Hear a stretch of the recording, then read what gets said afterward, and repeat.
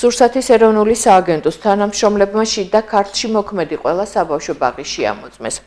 მათი ინფორმაციით, არც ერთ სააღმზრდელო დაწესებულებაში კრიტიკული შეუსაბამობა არ გამოვლენილა. როგორც შიდა ქართლის რეგიონალური სამმართველოს უფროსმა პაატა თარაშვილმა აღნიშნა, გასულ წლებთან შედარებით საბავშვო ბაღებში ჰიგიენურ-სანიტარული ნორმები ბევრად გაუმჯობესებულია. ყველა შემოწმებულ სააღმზრდელო დაწესებულებას მიეცა რეკომენდაციები, რომელიც 15 სექტემბრამდე უნდა შესრულდეს. მარტო ხელხაზე შეტყობინებით არ შემოვიფარგლებით, ჩვენი სამსახური სახელმწიფო კონტროლს ახორციელებს, გეგმიურად მივდეთ ამ ყველაფერს. მოწოდება ახლა საბავშვო ბაღების შემოწმება დავასრულეთ.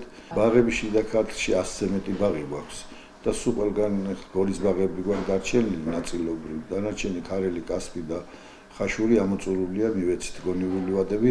15 სექტემბრამდე უნდა გამოვასწორონ ჩვენი შენიშვნები. თუმცა კრიტიკული შენიშვნები არ ყოფილა და საბავშვო ბაღში პროცესი არ შეგვიჩერებია, არაკრიტიკული შეუსაბამობები იყო, რის საფუძველზე ბიზნეს ოპერატორს საბავშვო ბაღია თუ რომელიმე საწარმოო პროცესი არ უჩერდება, ვინაიდან მუშა პროცესში შეუძლია სამუშაო საათების დასრულების შემდეგ ის ჩვენი გაცემული რეკომენდაციები გამოვასწოროს და აღმოფხვრას.